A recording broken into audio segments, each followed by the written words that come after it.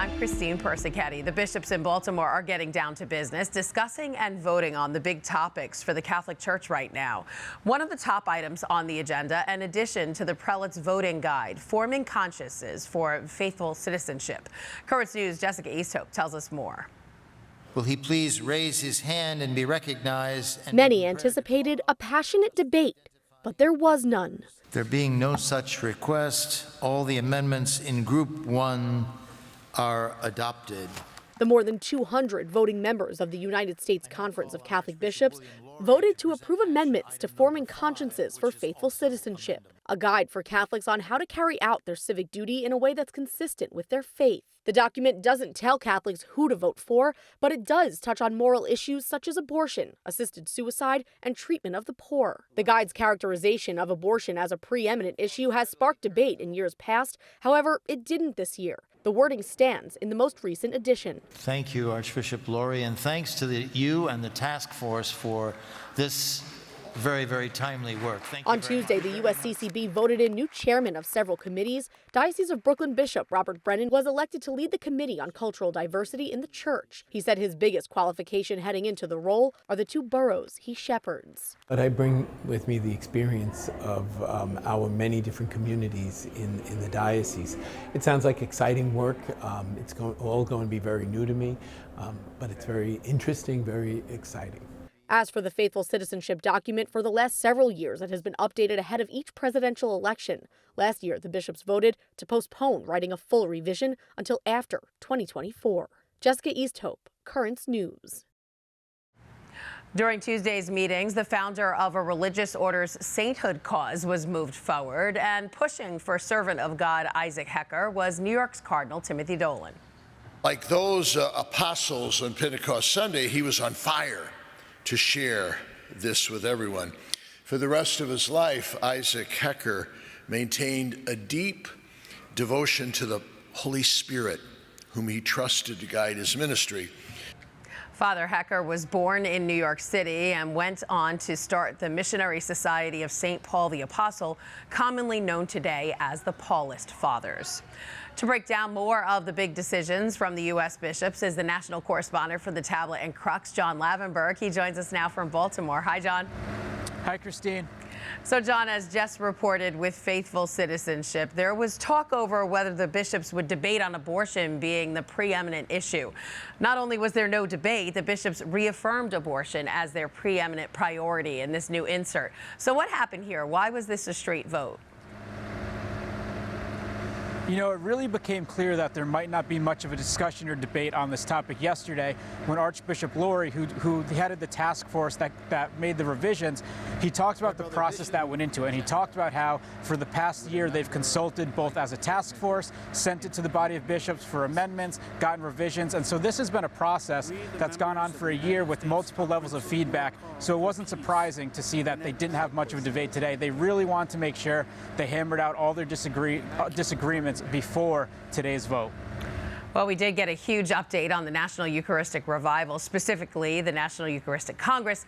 Demand is so high, the Congress is now finding new ways to ensure Catholics can go, right?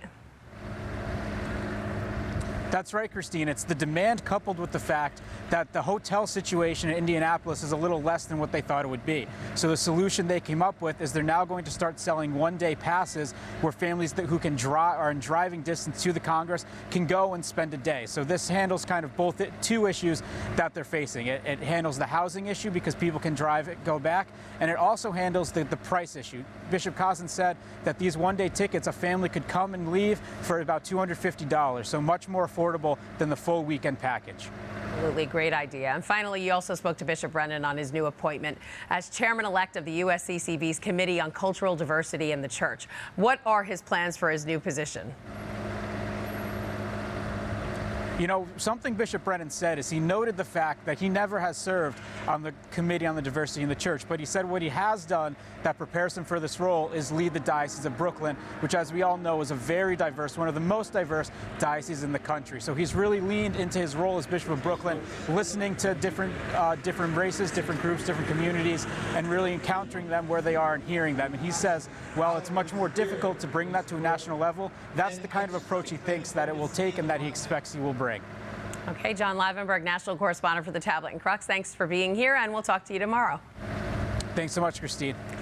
We will catch up with John again Thursday for a wrap of everything that happened during the bishop's meetings in Baltimore. You can also read his full reports online at thetablet.org.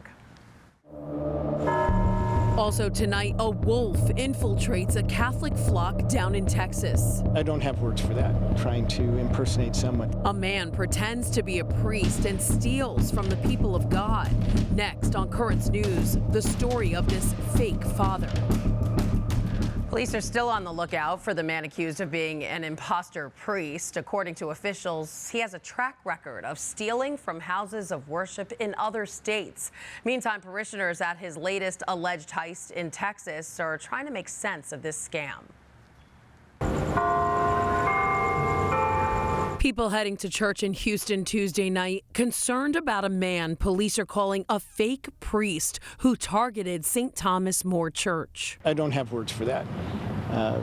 Trying to impersonate someone. Parishioners say they were just recently alerted to the crime, which happened on October 27th. It's sad. You would wish that that didn't happen. We're learning new details about what happened from Houston police. They say the man seen in these surveillance images claimed to be Father Martin, a visiting priest from Chicago. He said he'd left his keys in the priest's residence and bluffed his way past a church staffer. Once inside, police say he stole cash from the rooms of the rectory. In all, they say he was on the church grounds for 30 minutes before leaving in a vehicle he'd left parked nearby. This week, the Archdiocese of Galveston-Houston shared this memo with its parishes, a security alert concerned this imposter priest could try to hit other churches. They say he's on the radar of Dallas police and has warrants out of California and Pennsylvania. Parishioners at St. Thomas More say they're on the lookout and are praying for the man who's accused of victimizing their church. People don't always make the best choices, and certainly hope that they could turn around choices they're making.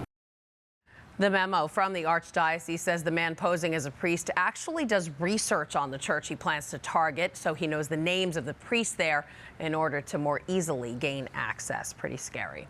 And that is this Currents News Update. I'm Christine Persichetti. Thank you for joining us because we are putting your faith in the news. Hope to see you again next time.